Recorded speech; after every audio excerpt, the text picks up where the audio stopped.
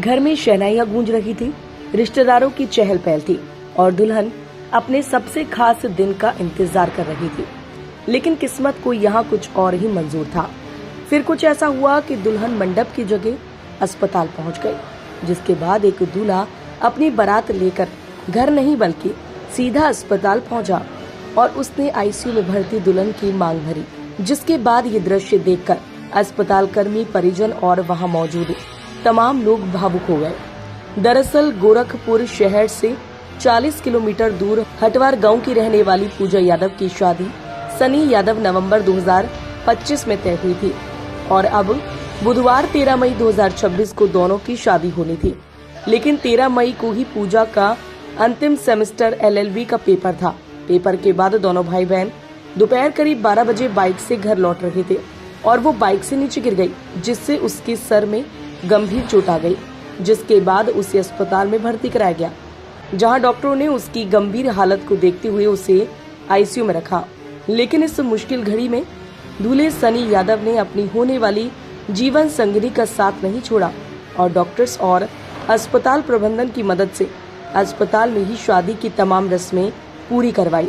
घराती और बाराती पक्ष के निर्णय के बाद लड़का बारात लेकर अस्पताल पहुंच गया और दुल्हन की मांग भर दी। बता दें, लड़का पूरी तरह दूल्हे के लिबास में था, जबकि लड़की पूजा यादव अस्पताल के कपड़ों में बेड पर लेटी रही। इस दौरान पंडित जी ने आईसीयू में ही मंत्र पढ़े और दोनों को 7 वचन भी साथ दिलाए। अब देश भर में आईसीयू में हुई इस अनोखी शादी की चर्चा हो रही है और लोग दूल्हे के फैसले की सराहना कर रहे हैं, क्योंकि आज की इस मतलबी दुनिया में कौन भला इतनी हिम्मत जुटा सकता है कि अस्पताल में विवाह की रस्में निभाए और उस लड़की की मांग में सिंदूर भरने का हौसला दिखाए, जिसकी सांसें मशीनों के भरोसे चल रही हो। लेकिन अब ऊपर वाले से हर किसी की यही दुआ है कि पूजा जल्द स्वस्थ हो और ये जोड़ी हमेशा सलामत रहे। न्यूज़ 8 की एक्सक्लूसिव रिपोर्ट। हमारी बहन के साथ शादी करना स्वीकार किया, नहीं तो आज के लोग बोल देते हैं कि शादी ठीक हो जाएगी, हम तब करेंगे। ये तो उसका हम उम्र भर कर्जदार रहेंगे।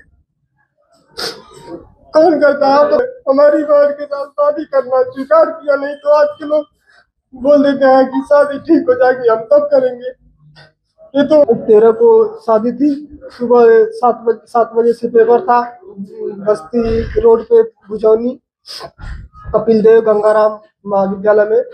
तो मेरा दोस्त पेपर दिलवा के आ रहा था और पिपरौली थाने के पास दो शादी का वो था, तो मतलब थोड़ा चक्कर वगैरह आ गया, तो सर वो बाइक से वो गिर गई। उसके बाद फिर वहाँ से वो ले गया पिपरौली CHC में भर्ती करवाया, फिर वहाँ उसका फर्स्ट एड हुआ।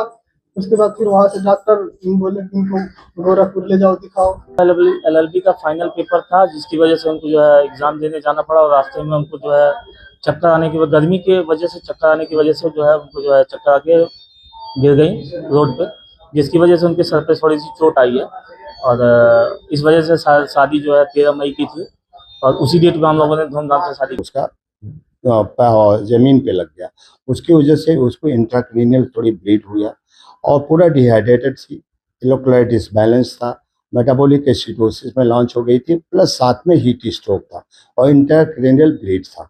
और इंट्राक्रेनियल ब्लीड होने से बेहोश अनकॉन्शियस लेवल पे आई थी आर्यन हॉस्पिटल के अंदर।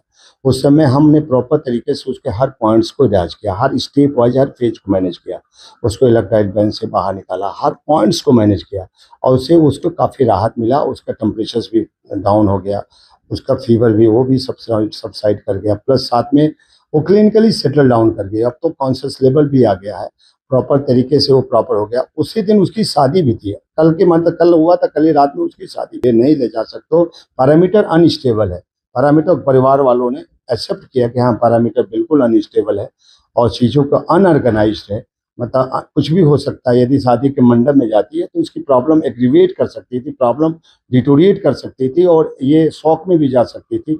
तो इस तरह की प्रॉब्लम थी, लोग एक्सेप्ट कर लिया, इन चीज़ों को मान लिया और प्रॉपर तरीके से यहाँ पे उन्होंने रात में प्रोग्राम रख के यहाँ पे अपनी शादी का प्रॉपर प्रक्रिया किया। अभी क्या स्थिति है? अभी देखिए, अभी भी क्रिटिकल कंडीशन में है मरीज, लेकिन पहले से क्रिटिकल कंडीशन से बाहर निकल रही है। मतलब अभी भी उसको टेम्परेचर तो बिल्कुल नहीं आ रहा।